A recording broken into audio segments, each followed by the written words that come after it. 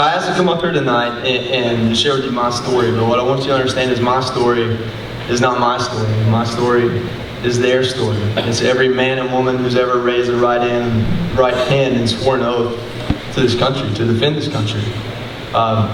And so, to tell you a little bit about my experiences, I became a man on July 22nd, 2005, when I graduated Paris Island. And a few years later, I was able to join the ranks of my personal heroes in graduating from EOD school. And one of the small communities within the Marine Corps, of about 500, is able to have a very particular job that I really looked up to. And obviously, I probably should have paid a little bit more attention in that school, but that's okay. And so in August of 2010, I had been in Afghanistan for about 5 months. And Terry was with us, and we were asked to go and clear a town called Safar Bazaar. I was one of 6 EOD techs who was asked to do this with a company of Marines. In the first 5 days, my teammate and I had cleared about 38 IEDs. By the end of the operation, by the end of the first month, they would have cleared 207 IEDs in 2 square kilometers. What the Taliban left for us there was a minefield. And the only reason I'm alive today is because a handful of Marines rushed to my aid knowing that it was a minefield, applied 3 tourniquets and a lot of prayer, and helped me get out of there. And so it's their story too. It's not just my story. Once I was recovering at Walter Reed, First Bethesda, I had a very good network of support. Just like many other small communities, just like the entire service, I had my own job field there taking care of me, my family, my friends, and had a good network of support. And unfortunately, not all my brothers and sisters up there had that.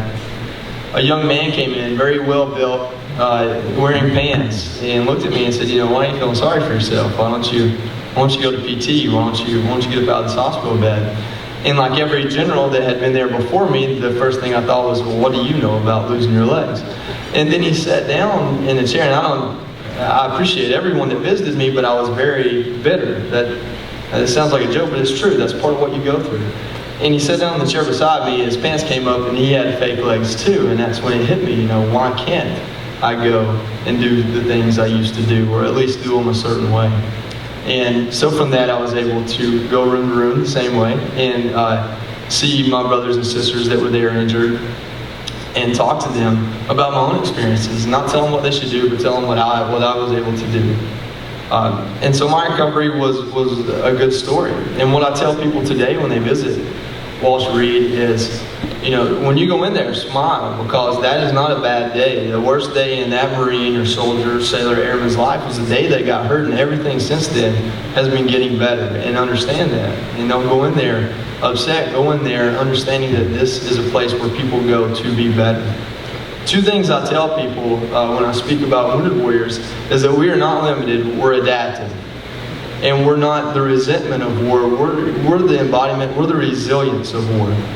And so coming here today with the boot campaign, one of many wonderful organizations that has impacted my life, we brought a handful of Wounded Warriors with us, and seeing them out there playing golf today was amazing. They're not limited, they're adaptive. They're putting with 1 hand, and some of you with 2 hands didn't do that well. So.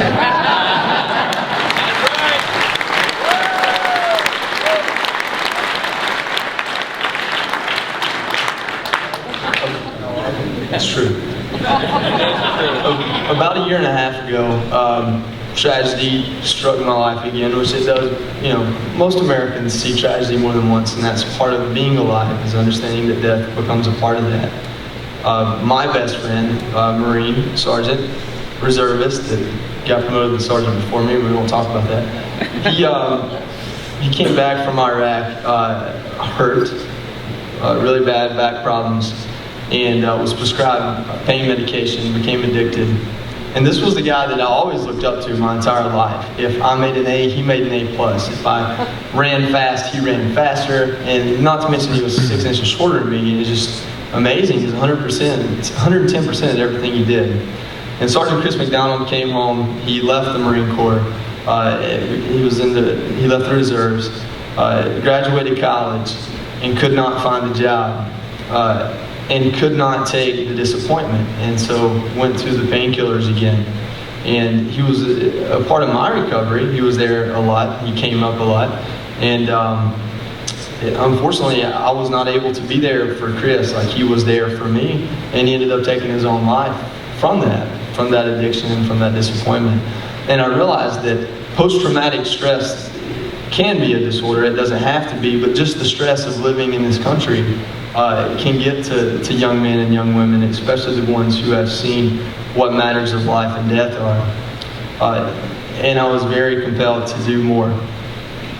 Just 3 days ago, a young soldier that supported my EOD operations took his life as well.